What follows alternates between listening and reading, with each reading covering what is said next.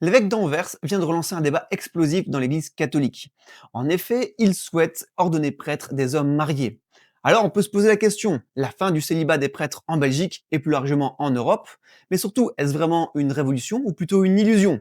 Surtout qu'on sait que la communauté catholique est très divisée sur le sujet.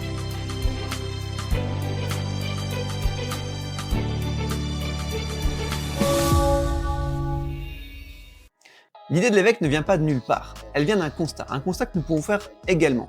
Grâce aux chiffres officiels de l'Église catholique et à ses rapports, on peut donc voir qu'en 2018, il y avait 2774 prêtres actifs en Belgique, contre plus que 1678 en 2025.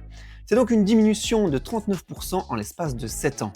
Et donc, face à cette baisse importante, l'évêque doit prendre des mesures, il doit essayer de enrayer cette diminution et de trouver des solutions parce que ce n'est plus tenable. Il y a actuellement des prêtres qui sont sur plusieurs communes et donc plusieurs paroisses et ça devient ingérable. On voit quasiment plus le prêtre, il est appelé partout, il a trop de travail, donc il faut absolument enrayer cette chute et proposer des solutions. Cette solution a suscité de nombreux débats, notamment sur les réseaux sociaux. On a pu voir tout et son contraire dans les commentaires. J'en ai pris 5 commentaires, 5 arguments qui revenaient le plus souvent et on va analyser ça ensemble. Alors c'est une tradition ancienne, mais ce n'est pas un dogme. Un dogme, pour ceux qui ne le savent pas, c'est une règle qui ne peut pas être modifiée dans la religion, qui est immuable. Et cette règle donc, ici le célibat des prêtres, a été instaurée au XIe siècle par le pape, pour des raisons à moitié théologiques, à moitié financières, mais c'est pas le sujet de cette vidéo, si ça vous intéresse, dites-le moi en commentaire, je vais bien faire une vidéo plus longue. Et quand on réfléchit, cette règle peut donc être modifiée par le pape actuel. Et quand on regarde même les premières communautés chrétiennes, même les apôtres, Pierre était marié. On en a la preuve dans l'évangile, parce que Jésus va soigner la belle-mère de Pierre, preuve donc du mariage de Pierre. On a également dans les actes des apôtres un conseil, on conseille aux nouveaux prêtres d'être célibataires pour qu'ils soient plus disponibles pour la communauté. Donc voilà, c'est donc une tradition historique, mais pas une règle gravée dans le marbre. Alors cet argument est faux. On fait un regroupement de tout ça sans discernement et c'est faux. Et on va se baser sur les chiffres pour bien analyser ça. On l'a vu précédemment que le nombre de prêtres diminue en Belgique. Par contre, contrairement à cette tendance, le nombre de diacres lui augmente. Donc le diacre qui peut se marier, en nette augmentation. Et on peut le voir à travers les chiffres. En 2018, il y avait 601 diacres en Belgique, contre 829 en 2025. C'est donc une augmentation de 37% en l'espace de 7 ans. Et quand on voit les chiffres, on peut tirer une conclusion. Les hommes mariés s'engagent plus facilement dans la religion que les hommes célibataires. La proposition de l'évêque est peut-être un petit peu fondée finalement. Encore une fois, on fait une généralité alors que la réalité est beaucoup plus complexe et beaucoup plus nuancée que ça. On entend souvent dire « Oui, mais regardez, chez les orthodoxes et chez les protestants, les prêtres peuvent se marier et on a aussi une crise des vocations. » Oui, effectivement, on a également une crise des vocations, mais c'est pas pour les mêmes raisons. Parce qu'en Belgique, en France, la religion qui est majoritaire, c'est le catholicisme. Forcément, un prêtre orthodoxe n'aura pas les mêmes facilités en Belgique qu'en France.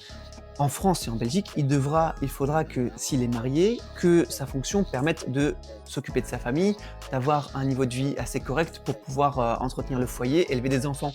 Par contre, pour un prêtre catholique, c'est pas forcément la même chose. On a souvent un presbytère qui est mis à sa disposition, il est payé par l'État, la communauté est beaucoup plus grande. Je sais qu'en France, c'est la communauté religieuse qui paye le salaire du prêtre. Donc avec une petite communauté orthodoxe, ça va pas suffire à pouvoir lui donner un salaire correct. Et donc, forcément, comme il ne peut pas en vivre décemment, il ne peut pas élever sa famille, il ne va peut-être pas forcément s'engager. Donc on a une crise des vocations, mais pas pour les mêmes raisons, parce que le contexte n'est pas le même. Et c'est probablement l'argument le plus sérieux. Être prêtre, c'est une disponibilité totale. Entre les sacrements, les urgences, la vie paroissiale, c'est pas toujours facile de combiner vie de famille et sacerdoce. Je suis moi-même père de 2 petits-enfants, la vie de famille, Alors j'imagine à peine la vie d'un prêtre qui est sur la route, entre plusieurs communes, entre plusieurs paroisses, qui doit administrer les derniers sacrements à une personne, mais qui doit en même temps aller chercher les enfants à l'école, qui doit gérer les devoirs, qui doit être disponible pour une personne qui ne se sent pas bien, une personne qui veut faire une confession. Franchement, c'est vraiment un argument qui mérite d'être travaillé en profondeur pour vraiment peser tout le pour et le contre de cette situation. Ici, c'est l'argument qui revient en force. Je l'ai vu un nombre de fois incalculable sur toutes les formes, sur tous les aspects. Bum, bum, bum, bum, bum, bum, bum, bum. Mais quand on y regarde un peu plus près, cet argument est caduque, il n'est pas valable. Parce que ordonner des femmes prêtres, ça va à l'encontre des dogmes de l'Église catholique. Comme on l'a dit tantôt, ça ne peut pas être changé. Pourquoi? Parce que c'est lié à l'Eucharistie. Lors de l'Eucharistie, le prêtre représente Jésus. Il est Jésus sur terre. Donc Jésus était un homme, donc le prêtre doit être un homme. Ça, c'est pas débattu, le débat est clos. Le Vatican a été très clair là-dessus. Les femmes ne peuvent pas être ordonnées prêtres. Ad esempio nella questione circa l'ordinazione delle donne, in merito alla quale il beato Papa Giovanni Paolo II ha dichiarato in maniera irrevocabile che la Chiesa al riguardo non ha avuto alcuna autorizzazione da parte del Signore. Et on peut même regarder, chez les orthodoxes, où les prêtres sont mariés depuis 2000 ans, il n'y a pas d'ordination de femmes non plus. Donc ça sert à rien de revenir avec cet argument-là, et il n'est pas valable.